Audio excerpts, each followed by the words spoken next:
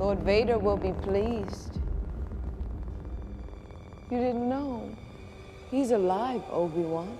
Star Wars has often explored the burden of emotion and its complicated relationship with the Jedi. For Anakin, it led to the dark side. For Luke, it saw him abandon his duty. And in Disney Plus's new Obi Wan Kenobi show, we see Ewan McGregor shoulder the devastating toll of living through multiple nightmares. The two-part premiere opens a series that is surprisingly complex and unexpectedly mature. A slice of Star Wars that feels heavy and layered. It still comes with the big sci-fi moments you expect of Star Wars. This is a show with lightsabers and blasters from its very first moments, but it's combined with what feels, at least so far, like the most well-balanced Star Wars story for quite some time.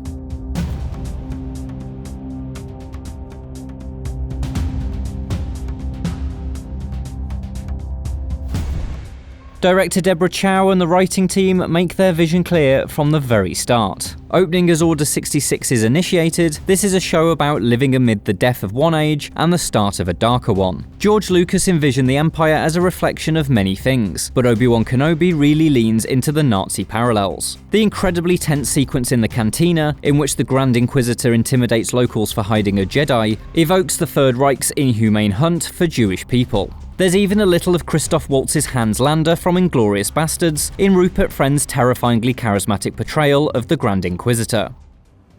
Jedi cannot help what they are.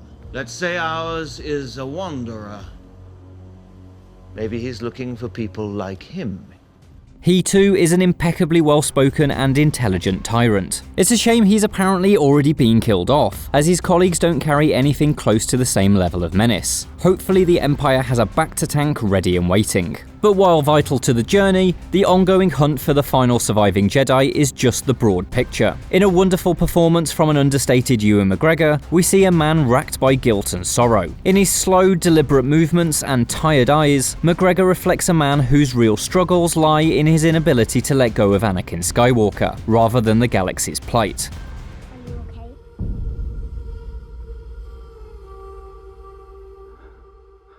Anakin.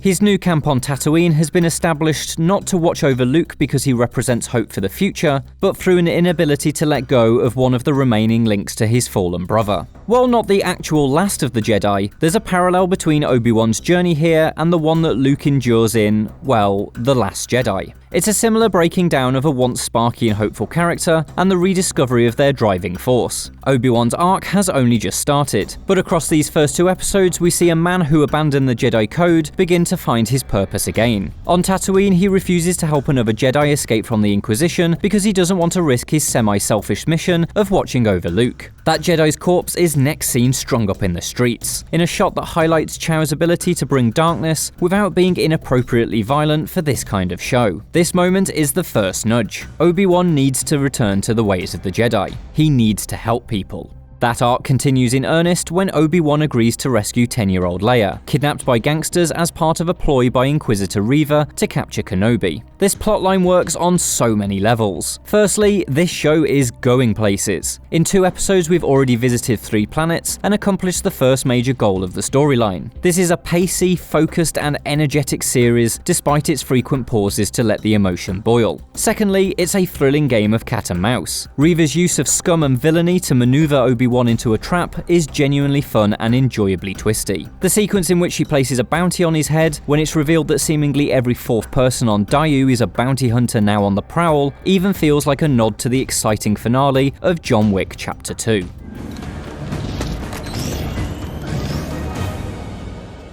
Come on.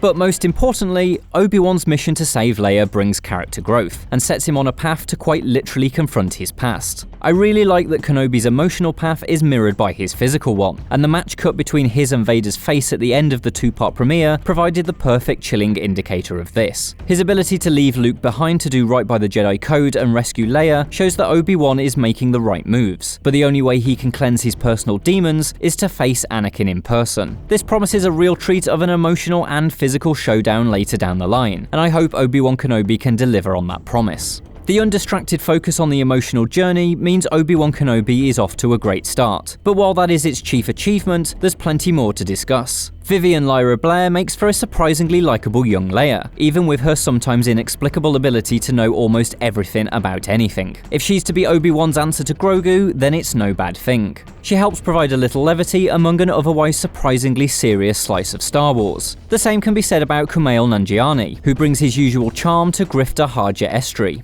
Talking of Estri, he's an example of how this two-part premiere satisfyingly links threads together. He could have been nothing more than an amusing aside, but I enjoyed how his unexpected attempts to do good are undermined by his own selfish grifter tendencies, and how that bit of character work propels Obi-Wan's own situation forward. The whole two-part premiere is full of this intertwined scripting. The links between Obi-Wan, Leia, her kidnappers and Reva all make for a show that feels nicely coherent and planned. It's safe to say that Star Wars doesn't always get that right, and so I hope this aspect remains on course for the rest of the series. But it does need to go away to convince me of its action chops. Very little of this premiere is action focused, instead opting to use lightsabers as terrifying tools of interrogation rather than swords. When it does that, it succeeds. But chase sequences and shootouts so far feel simple and workhorse compared to the best of The Mandalorian's action direction. Things will inevitably heat up as the story progresses, and so I just hope Chow's action directing finds its footing by the time humming blades finally clash.